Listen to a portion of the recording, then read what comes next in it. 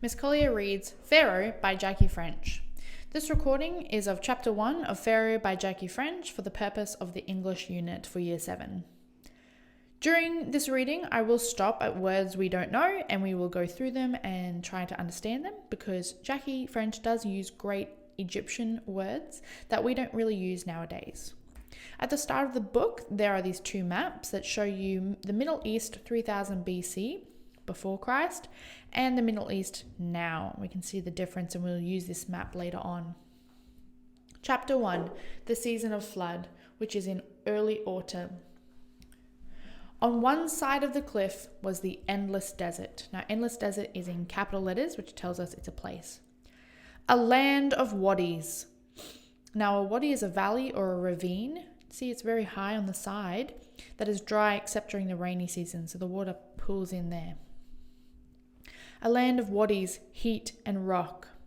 On the other side, the dark flood spread across the valley, bringing the rich black soil that fed the land along the river. Now, the river's in capital letters, which tells us it's the name of it, which we know is the Nile, but back then they called the river. Nama loved it up on the cliff. Nama is our main character. He could see his whole world from here, the town of Thinis, safe from the flood. And here is Thinis right there. The town of Thinis, safe from the flood, within its high mud dike. Now, a dike is a thick wall that is built to stop the flooding in low-lying land. So you can see here, and they would channel the waters to their crops, etc. But the Nile often floods, so they'd build these big walls. The town of Thinis, safe from the flood, within its high dike walls, and its fields still covered with the silt-laden waters, smooth as polished tiles, except for where the white froth was on its edges. Happy, god of the river's flood, had sent his people a good flood this year. It had risen 16 cubits. Cubit is about the length of an arm. And it had gone up to the 12th measuring stair on the palace. This is what a measuring stair looked like. It's these stairs, and they would count how many stairs the flood had gone up, and that would tell us whether or not it was a good flood or if the flood was too low. A small flood, or no flood at all, meant famine. A giant flood washed across the dikes, sweeping away houses, orchards, animals, and people. But this flood had been perfect, a sign that the king and his son had pleased the gods. Nama was his father's heir. He and the king were responsible for the land's ma'at, or well-being. Nama grinned, except when he got to escape for the day by himself. He glanced down at the two lizards that strung on the belt of his kilt. Not much to show for a day's hunting, but Ra, the sun god, was beginning to sail his ship down the sky. It was high time to head home. His father would forgive a day spent hunting, but he would be genuinely angry if Nama were late to greet their guests. Nama broke into a jog, the dry desert wind washing across his face, spiced with the scent of flood. "Hail, Prince Nama!" people yelled. Nama stopped. He peered down into the wadi where the sound had come from. But there was nothing except a wild cat sitting in the shadows. Now, we've got to think of a wild cat more like a wild animal, not like the house cat that we have. It's sitting in the shadows. It was as tall as his knee. Its fur the same color as the rock and shadow, and a patchwork of orange and black. It was the fattest cat he had ever seen. The wild cat regarded him lazily. Nama lifted his spear. The skin would make a fine mat for the floor. And then the words came again. "Hail, Prince Nama." Nama felt his skin prickle. How could a cat talk? Magic? Or maybe it was a demon. One of the palace women had told him of the people of the sand. Now, the sand people is in capital letters, telling us that it's a group of people. And had told him the sand people's tale of the Afrit. Now, an Afrit is a spirit who roamed the endless desert that sucked the life out of unweary hunters. He grasped his spear more firmly. The cat licked one of its enormous paws and began to clean its tufted ears. Why wasn't this cat afraid of a boy with a spear? Magic or demon, this needed to be investigated. Nama began to climb into the wadi. A few stones trickled downwards as his bare feet half slid down its slope. The wildcat was washing its nose now. He could smell it from here, a musky scent, not unpleasant, but of fur and wild animal. Go no further, O great and wondrous prince. It was a female voice, Nama now realized. It was beautiful, like water cascading down a wadi. But this time he had been watching the cat when the voice spoke, and the cat's mouth had not opened. The voice had come from the rock just in front of him, from a sheer, smooth rock face. Nama flung himself down onto the stones of the gully. Great one, he cried. What should I call you?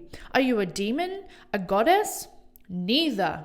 The voice sounded scornful. What then? Demanded Nama, still face down. What sort of creature speaks but is invisible?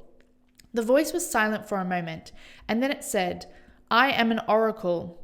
You've heard of oracles, haven't you? Of course. Nama kept his face against the ground. Seknat had told him about oracles too. Seknat, we don't know who it is, but we know it is someone that he's friends with, I guess.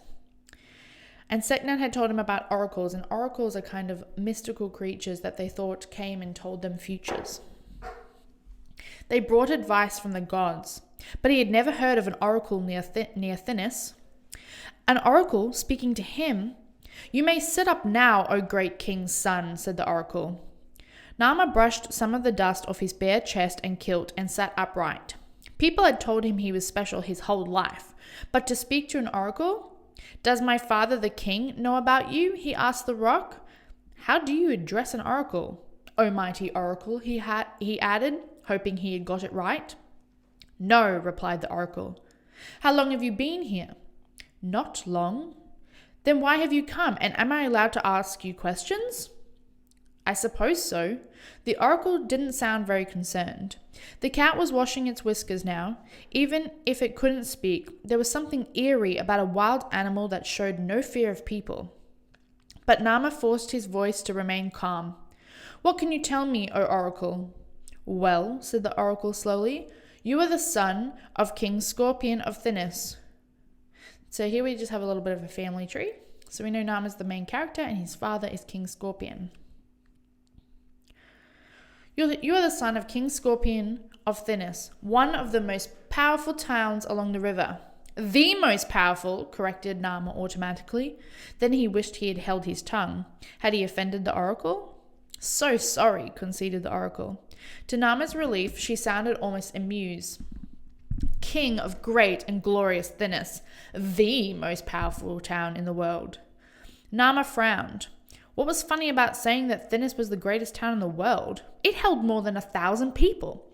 It was bigger than Yabu and twice as big as the little towns like Min. So here's Thinis. Min's right next to it, and he said it's twice as big, and then Yabu's down here. You are young, you are noble, you are handsome, the oracle continued. Your brother, Prince Hawk, here we go, so his brother is Prince Hawk, is older than you, but the king has chosen you to rule the country after him. Nama nodded impatiently. They call you the Golden One. There was almost a bitter sound to the oracle's words now. Beloved of your father, beloved of the people, the women exclaim as you walk past. The wildcat stretched and strolled towards Nama, then sat down a spear's length away and stared at the dead lizard. Nama shivered. He had never been so close to a wild animal before, not a live one anyway. But he wasn't scared of a wildcat, he told himself, no matter how large or how strangely it behaved. Does that cat belong to you? He asked, trying to ignore its spell. To your shrine, I mean? The oracle giggled. It sounded like a chord being played on a lyre. A lyre is a string instrument. Nama had never realized that oracles giggled. Cats belong to themselves, but it stays near me, if that's what you mean. Throw it one of your lizards, she commanded. That's what it's waiting for. Nama untied the longer of the two lizards and threw it to the cat. The cat placed one heavy paw on the lizard's tail and then ripped its head clean off. Nama could hear the crunch of the bones as the great animal chewed. Slurp. The cat licked out the entrails, its insides. Nama stared at the massive animal. Was he really here, speaking to an oracle, watching a wildcat gnaw at one of his lizards? But it was true, and if an oracle had decided to speak to him, it was time he found out something useful. Please tell me something I don't know, O mighty oracle, said Nama quietly. What do you wish to know of, O great prince, beloved son of Thinis? My future? Ah, said the oracle, that's easy. You're going to be the king of Thinis. And in 2 new moons' time, new moons, so if we think about a new moon comes once every 28 days or a month. So 2 new moons is their way of saying 2 months. In 2 new moons' time, you will marry the beautiful Berenib, princess of Yabu. So here he's going to marry her. May she live as long as the river, and her face never lose its bloom. Yabu was nearly as big as Thinis. Marrying Berenib would keep peace between the 2 kingdoms. So they were marrying for a deal. Is she beautiful? Asked Nama. I've never seen her. Princesses are always beautiful, said the oracle. At least, if you're wise, you will say they are.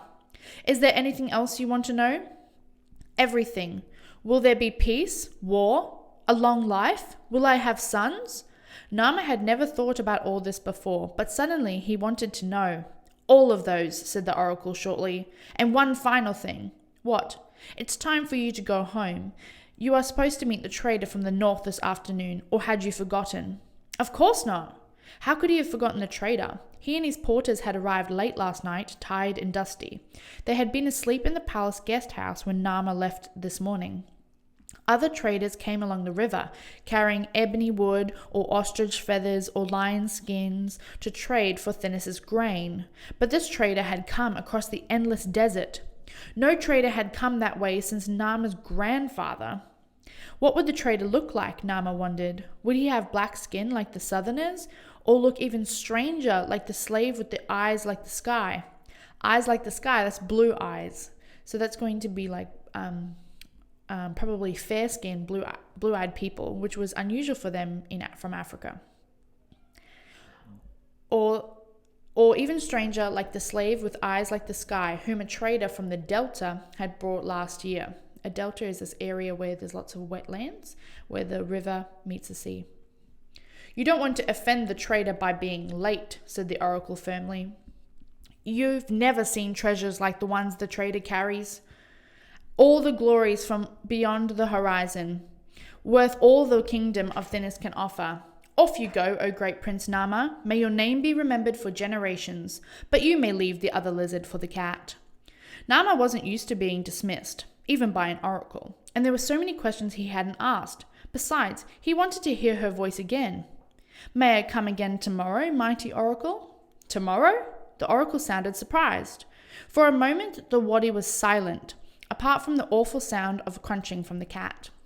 Finally, she said, Tomorrow then, but tell no one, and on no account are you to come before Ra climbs a handspan into the sky. So that's how they used to tell the time, by holding their hand up to the sky and seeing how far the sun had moved up. What will happen if I do? The oracle sighed. Her sigh sounded like a flute in a far-off courtyard, thought Nama. Plagues of locusts, boils filled with pus, sandstorms. Now go, the oracle is finished. May I bring the king? He will have questions too. There was no reply. Oracle? Called Nama, then more loudly. Mighty oracle! There was silence. Prow, said the cat. There were a few shreds of lizard skin stuck to the fur around its mouth. Nama looked away from the gruesome sight.